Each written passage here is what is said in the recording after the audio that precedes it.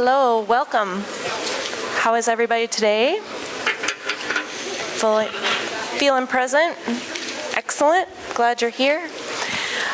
We are gonna go ahead and get started this morning with, you'll be on page 80 in your journals for today. Reminder that tonight is the extra credit movie happening in 205 Ferguson, Earth Emergency. And in this movie, there are feature pieces with the Dalai Lama and then also with fabulous climate person Greta. So that will be happening this evening. You can take that in as extra credit.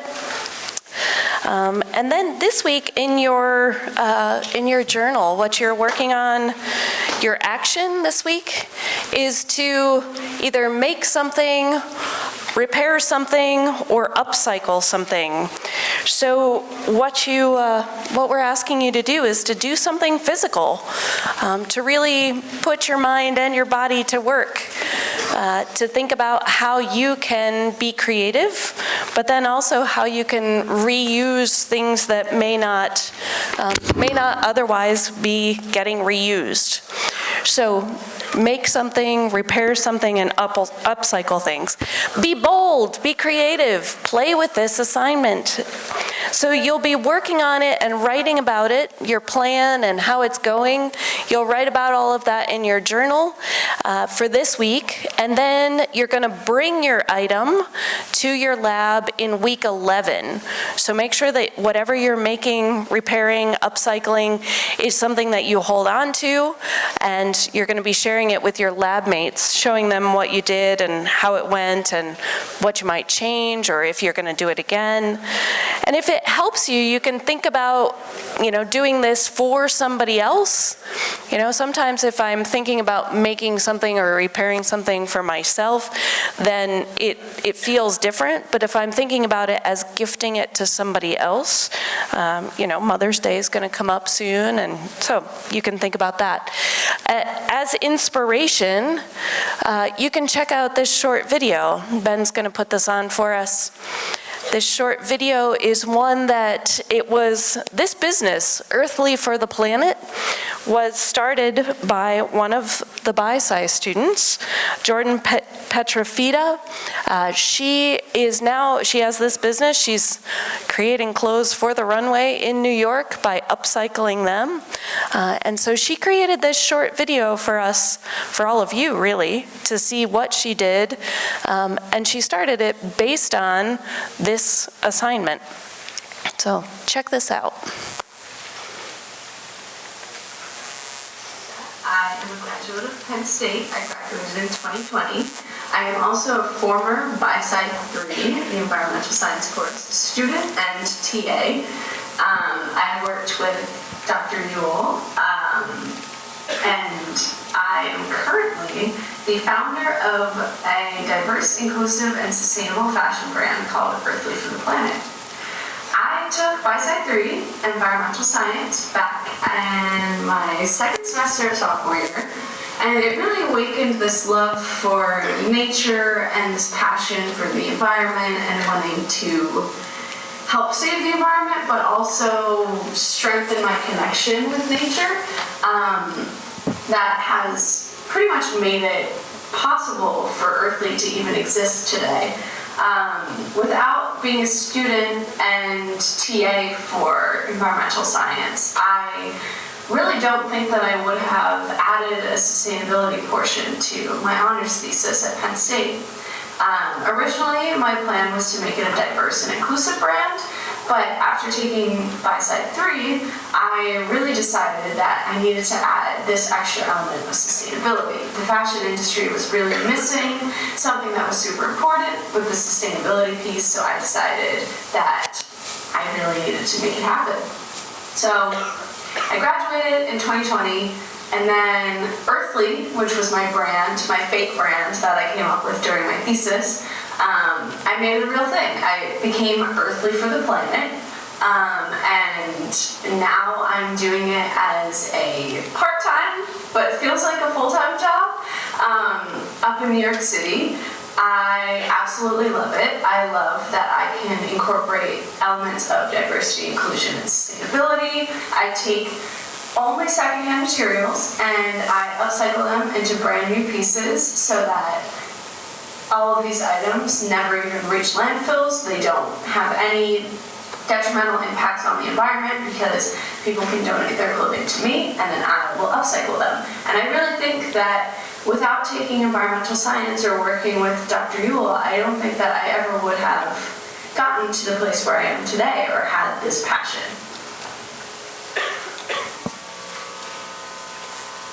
So maybe that'll be some inspiration for you as you think about upcycling, making, creating, repairing something. At this point, I'd like to introduce Autumn. She's been around. Some of you may have emailed with her.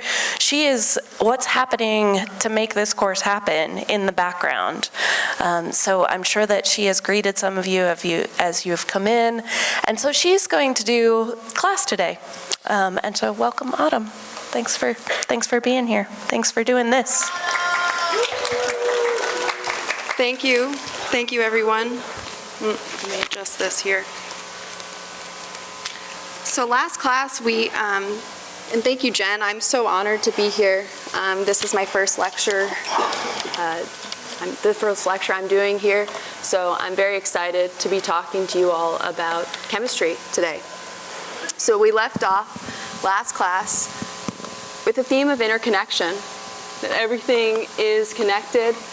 And today we're going to be talking about the interconnection of all the systems that make up our world, and the fact that chemistry really draws everything together. So I want to start by saying that not all chemicals are bad. Okay. Not all chemicals are bad. There are medicines that keep us healthy, synthetic minerals that regulate our body, and substances that bring us joy. But today, specifically, we're going to be discussing harmful chemicals. So I want you to take a moment and to talk with your partner about where you see chemicals in your own life. And then we're going to get the microphones out and start with that question.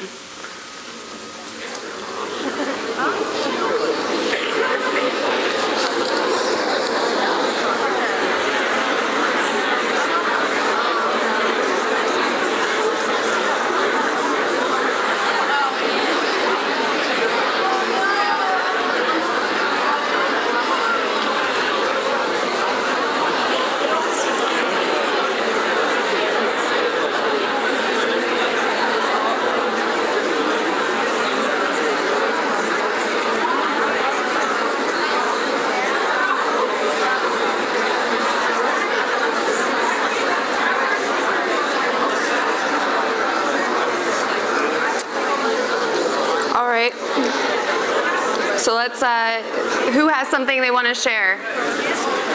Where you see chemicals in your own life? There's one over here, Autumn. Awesome.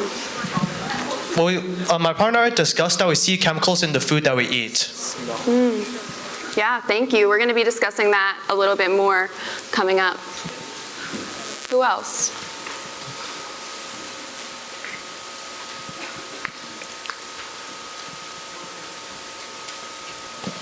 Autumn, we have one on the balcony. All right. Me and my partner were talking about how we've been recently seeing on like TikTok, like there's this new app that you can like take a picture of like your facial product and it could show you like all the chemicals. And what was really interesting to me is like everyday products like just face washes have like hazardous chemicals that like no one even knew about, and it's like in our everyday products. Absolutely, absolutely. Wait, before you give back the microphone, what is that app called? Oh. Yucca? Yucca? Yeah. Okay. And it's like you take a picture of like your product and it'll show you like all the ingredients it has, and it'll be like poor or bad or like excellent, and it'll show you like the hazardous products that are in it. That is so awesome. Thank you for sharing that. We'll be sure to include that in the Week 8 module. What else did you discuss? What else are you thinking of?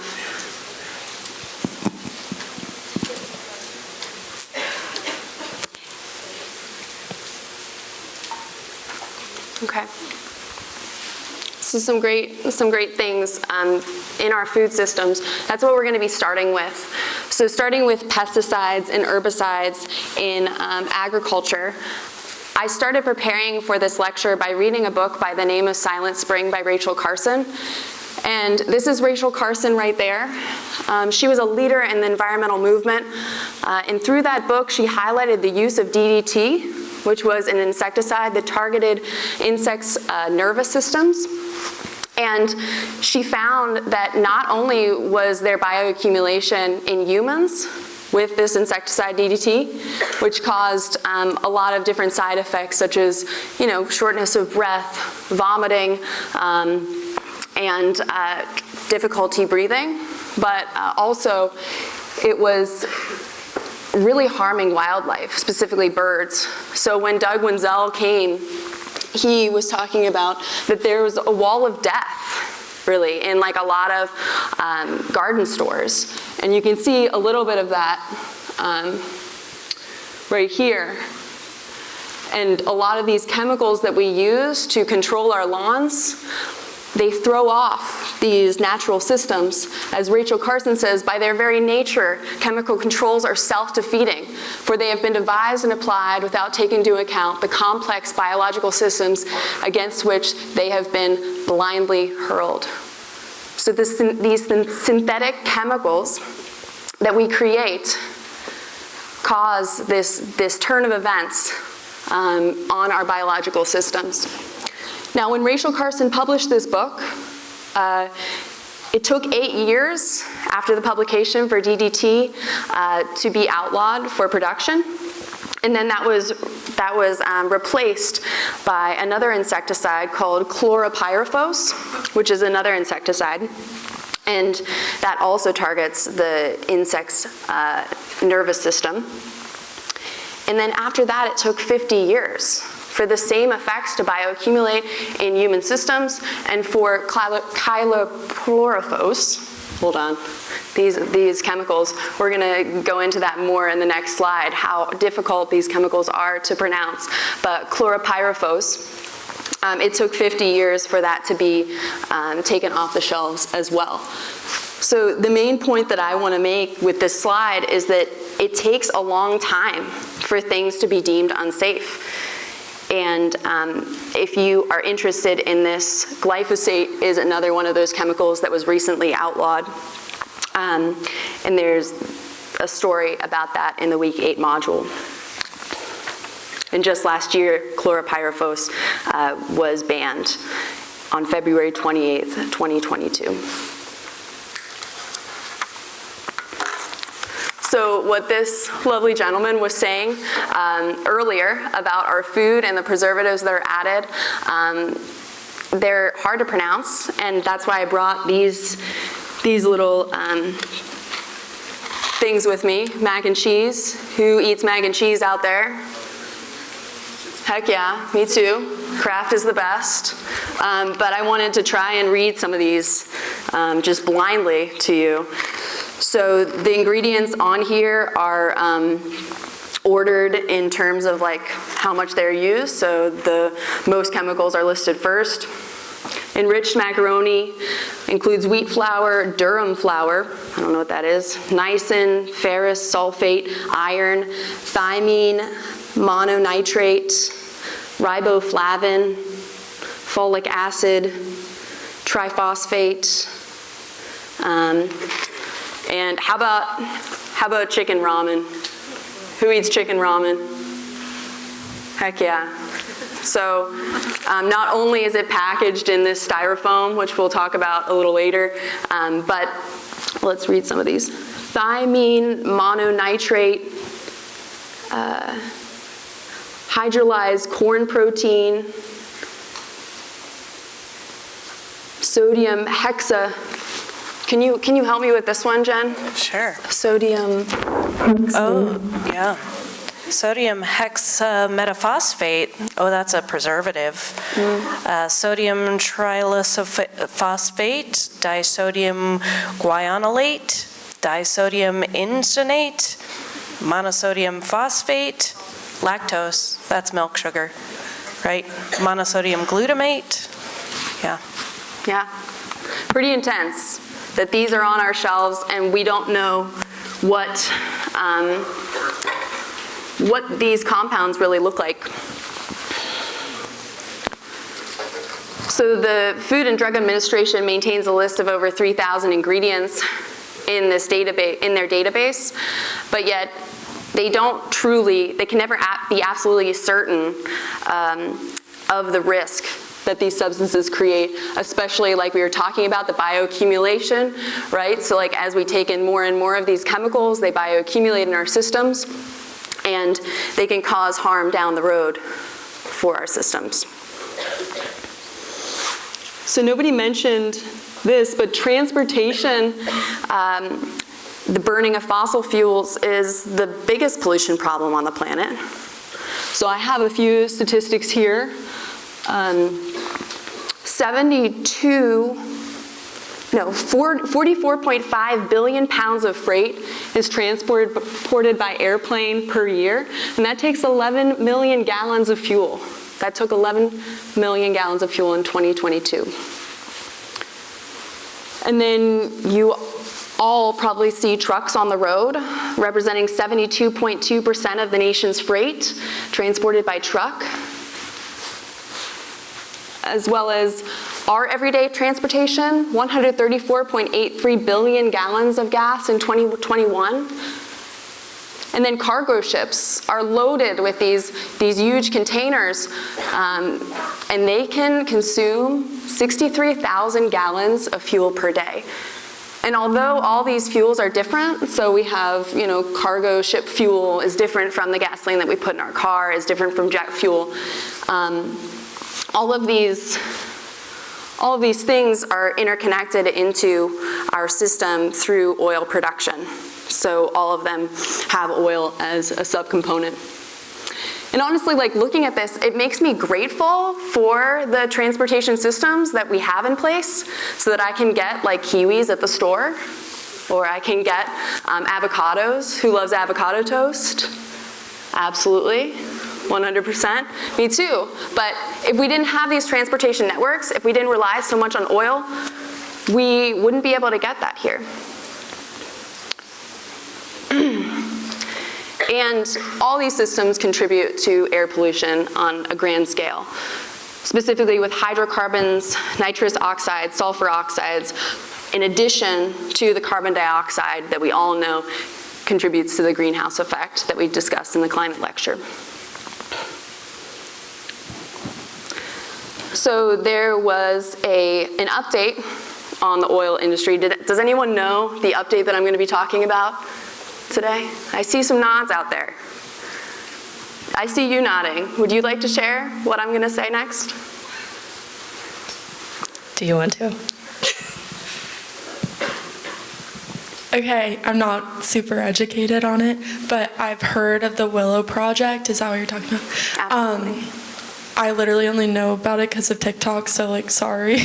But basically what I understand of it is there's like this land in Alaska that Joe Biden just approved to sell off for drilling.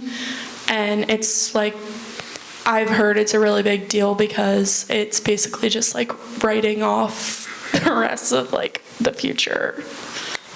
Yeah, thank you so much for being willing to share. And this is a difficult thing for me to talk about. I'm going to share a positive thing and then a negative thing.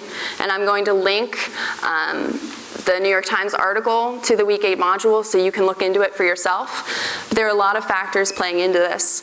On the positive, the project would create 2,500 jobs and generate as much as $17 billion in revenue for the federal government.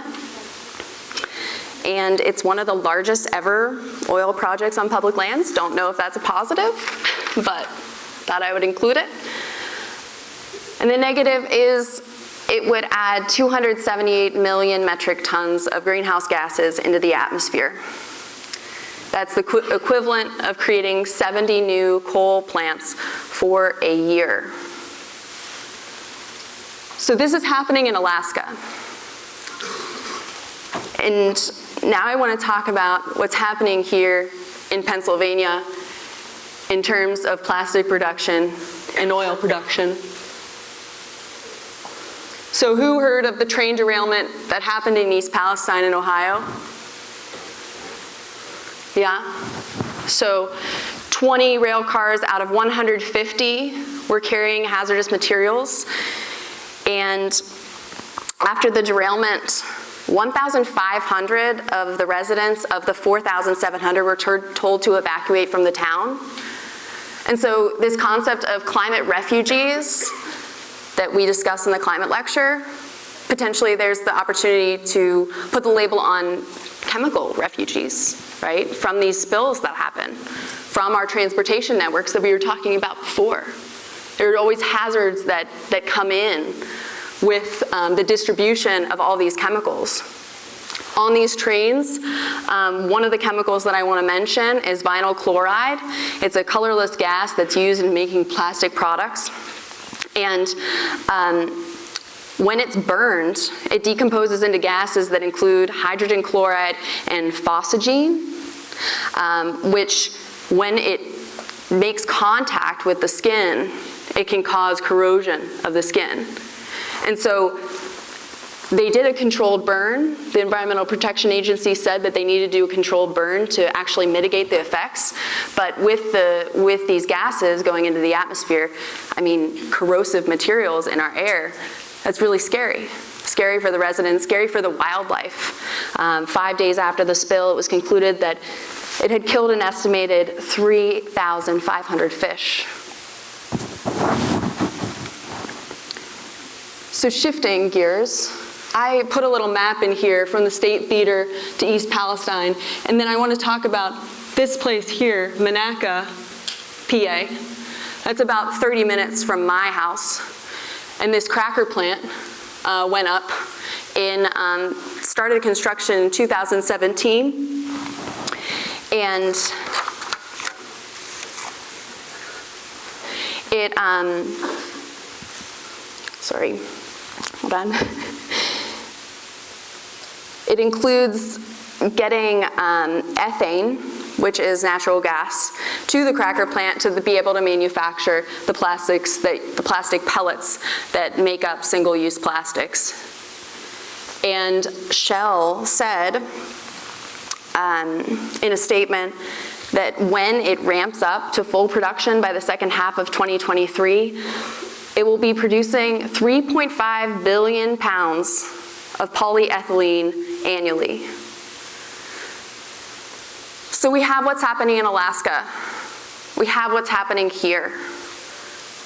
These environmental threats are in our backyard.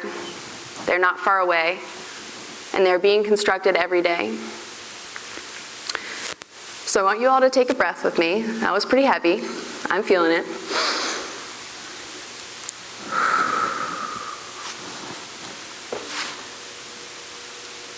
And I want to open the floor for you to talk to your partner about why we should say no to single-use containers. So go ahead and talk amongst yourselves, and then we'll bring the microphones out.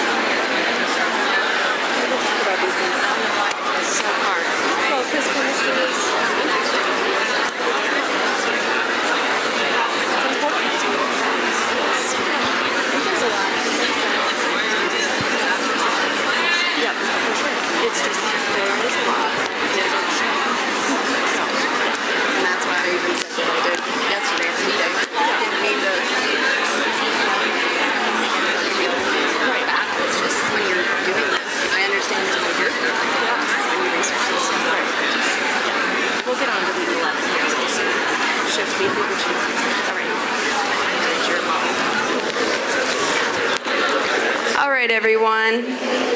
So who has something they want to share?